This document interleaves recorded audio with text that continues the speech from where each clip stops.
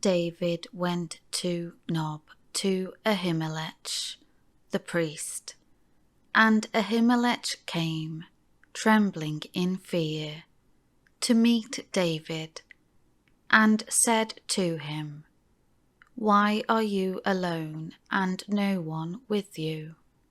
David said to Ahimelech the priest, "The king has commissioned me with a matter, and has told me, 'Let no one know anything about the matter, for which I am sending you, and with which I have commissioned you.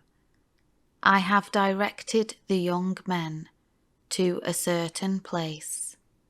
Now what food do you have on hand? Give me 5 loaves of bread, or whatever can be found." The priest answered David, "There is no ordinary, unconsecrated bread on hand, but there is consecrated bread. You may have it, if only the young men have kept themselves from women."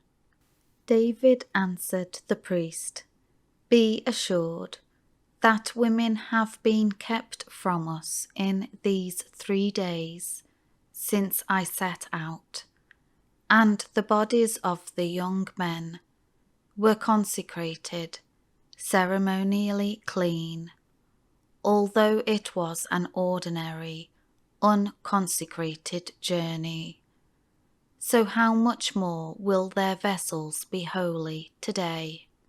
So the priest gave him the consecrated bread, for there was no bread there except the bread of the presence, which was removed from before the Lord, in order to put hot bread in its place when it was taken away.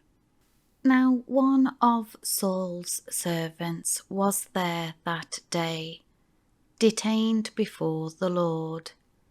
His name was Doeg the Edomite, the chief of Saul's shepherds. David said to Ahimelech, "Do you not have a sword or spear here on hand? For I brought neither my sword nor my other weapons with me, because the king's business was urgent."